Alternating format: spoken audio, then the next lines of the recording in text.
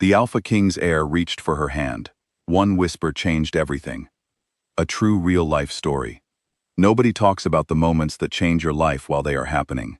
You only see them clearly later, sitting alone, somewhere quiet, replaying a small detail over and over, wondering what would have happened if you had turned left instead of right. For Nyla, that moment came on a cold Tuesday night when her car stopped on a road she had never been on before, and a man she had never seen stepped out of the dark and asked if she needed help. She was 27 years old. She worked the night shift at a small nursing clinic in a border town that most people pass through without stopping. She was good at her job. She was good at being invisible too, which is a different kind of skill. One nobody gives you credit for. She had learned it young, the art of making yourself small so that the world does not have too many things to say about you.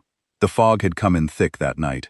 She remembered that clearly, the kind of fog that makes you feel like the world has shrunk to just the circle of your headlights.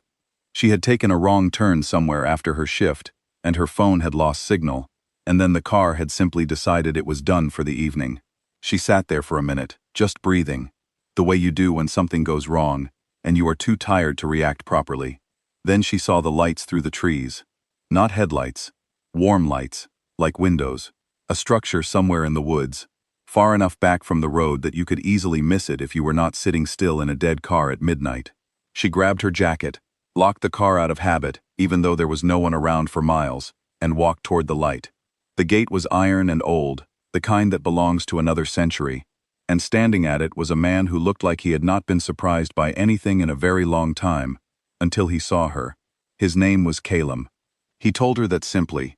No last name, no explanation of what he was doing standing at his own gate in the middle of the night in the middle of nowhere.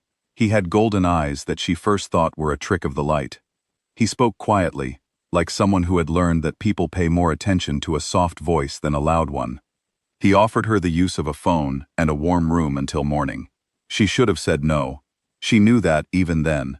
Every sensible instinct she had was pointing her back toward the car. But there was something about the way he looked at her, not with hunger, not with the usual kind of calculation she had learned to recognize in men who wanted something. He looked at her like she was a problem he had not prepared for. Like she had walked into a room he had spent years getting exactly right, and now he had to rethink the whole arrangement. She said yes. The estate was something out of a different world. That was the only honest way to describe it. Stone walls and high ceilings and fireplaces that actually worked, and a staff that moved through the corridors so quietly that Nyla kept forgetting she was not alone. She was given a room in the east wing, clean and warm, with a window that looked out onto a stretch of forest that went on further than she could see. She told herself she would leave in the morning. Morning came, and the storm came with it. Real weather, the kind that shuts roads and kills signals and makes the whole world feel very small. She stayed another day, and then another. Calum did not push. That was the thing she kept coming back to later. He did not find reasons to touch her or stand too close or fill every silence with himself, the way most people do when they want something. He left a book outside her door the second morning, a worn paperback, something she would actually want to read, which meant he had paid attention to something she said. He brought her tea in the evening, set it on the table without making a fuss about it, and sat across from her, and talked about nothing important for a while. And then he asked her things, real things, what she thought about when she could not sleep, whether she had always been the kind of person who takes care of everyone else first. She had never been asked that before. Not like that. Not by someone who actually stopped and waited for the answer. On the third evening she noticed the wolves. She had seen dogs around the estate, large ones, but she had not looked closely. That night she looked closely. They were not dogs. They moved through the tree line in a way that made something old in her brain go very still and pay attention. And when Calum raised one hand from the window, not waving, just a small gesture, they sat down. All of them. At the same time. She turned and looked at him. He was already watching her. Waiting. She did not ask anything that night. She was not ready for the answer yet, and some part of her already knew that. On the fourth morning, she decided she needed to leave. The storm had eased. The road was passable. She packed her bag and walked downstairs and out through the main hall, and all the way to the iron gate. The morning air was cold and clean, and she stood there breathing it, telling herself that whatever this place was, whatever he was, she did not belong here. She had a life, small and ordinary, and entirely hers.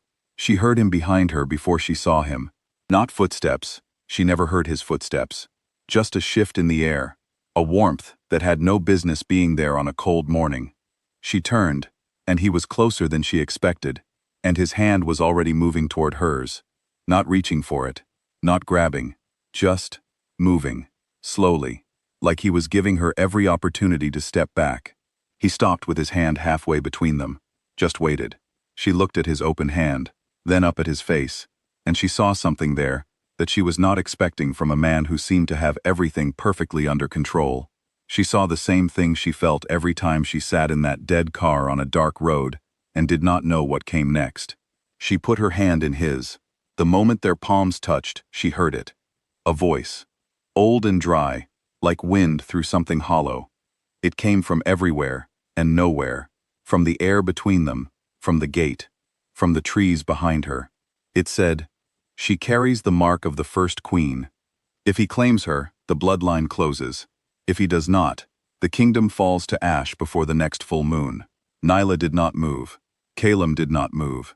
His hand was still in hers, and his grip had not tightened, but he had gone very still in the way that people go still when they hear something they were already afraid of.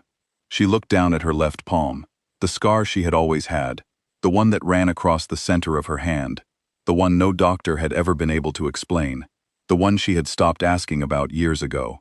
It was warm, which it had never been before. She pulled her hand back slowly and looked at him. "Tell me the truth," she said. "All of it." So he did. He told her about the wolf kingdoms, the territories that existed just past the edge of what most people could see, hidden in the spaces between the human world and something older. He told her about the blood compact made 300 years ago, when the first Alpha King had taken a human woman as his mate, a woman who bore a mark on her left hand, and the agreement between them had woven itself into the bloodline of every heir that came after. He told her that the Whisperer, an old wolf seer named Mira, who lived on the outskirts of the kingdom, had been tracking Nyla for 2 years, that the voice she had heard was Mira's, that Mira had been watching and waiting, and chose that moment at the gate to speak. He told her that his father, the Alpha King, already knew who she was. He paused there, and she could see it cost him something, what he said next. He told her that 3 months ago, his father had sent men to find her, and that he had intercepted them, that the wrong turn she had taken on a foggy road was not an accident. Someone had rerouted her, someone who worked for him, someone following his instructions. Silence. The fog was still low in the tree line. The wolves were gone. She stood there with the cold coming through her jacket, and the warmth still fading from her left palm, and she felt something she had not felt in a long time. Angry. Not the surface kind of angry that passes in a few minutes. The deep kind. The kind that comes from trusting something too soon and finding out you should have asked more questions. "Did you bring me here because you wanted me?" she said, "or because you needed me?" He was quiet for a long time, long enough that she knew the answer was not going to be simple. "Both," he finally said. "And I don't think you're going to forgive me for either. But I am not going to stand here and give you a clean version of it, just so that you will stay." She almost left anyway. She thought about it. She ran through the whole thing in her head, getting in her car, going back to her clinic, going back to her small and ordinary life where nothing like this happened.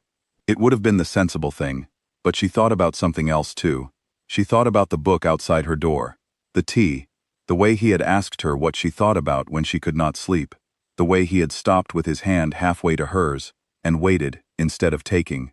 She thought about 3 months ago, when she had sat in her car after a late shift and cried, because she was so tired of being someone that the world made decisions for without asking. And she thought about the fact that he had told her the truth anyway, even the part that made him look bad. She did not forgive him that day. She was honest enough with herself to know that it would take longer than a day. But she did not leave either. She went back inside. That evening, Calum was summoned by his father. Nyla heard it, not the words, but the shape of the conversation through the old stone walls. The rhythm of an argument that had been building for a long time. She sat by her window and watched the wolves come back into the tree line, moving slow, like they were listening too. He came back 2 hours later and found her in the east wing, still at the window. He sat in the chair across from her, without being invited. She thought that was interesting, that after everything, The small act of sitting down without asking was the thing that told her the most about where he was in his own head. She spoke first. "I am not going to be someone you protect from the truth. Not from here on out. Not about any of it." "I know," he said. "Then tell me the rest. What your father said, what comes next, all of it." He looked at her for a moment with that same expression she had seen at the gate, the one that looked like a man who had planned for everything except her. And then he nodded and started talking. It took a long time. There was a lot she did not know, and even more she did not understand yet. But he was patient with the explaining, and she was patient with the listening, and somewhere in the middle of it, the fire in the room got low, and neither of them moved to fix it, and they just sat there in the half-dark talking like two people who had run out of reasons to pretend things were simpler than they were. When he was done, Nyla was quiet. Outside, the forest was very still. No wind. The fog had finally lifted. Through the window she could see the sky starting to lighten at the edges, that thin gray that comes before anything else. She had spent her whole life being practical, being the person who stays steady when everything else is uncertain. She had always thought that was a strength, and it was. But she was starting to understand that it had also been a kind of hiding. Staying practical meant never wanting anything too big, never reaching for something that might not reach back. She looked down at her left palm. The scar was faint in the low light. Just a line, something she had been born with, that she had always thought meant nothing, that had turned out to mean everything. She looked up at him. And then Nyla, who had never once in her life let herself want something she could not explain, reached across the space between them. And this time, she was the one who took his hand.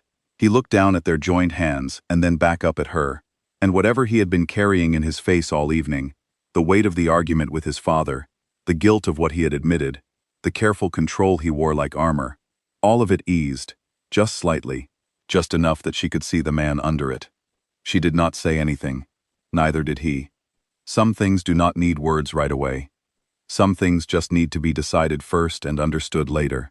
And this, whatever it was going to cost her, whatever was coming with the next full moon and the father who did not want her there, and the old seer who had whispered her fate at a gate in the fog, this was a decision she was making with her eyes open. Not because she had been brought here, not because a prophecy said so, because she chose to, and that, in the end, made all the difference.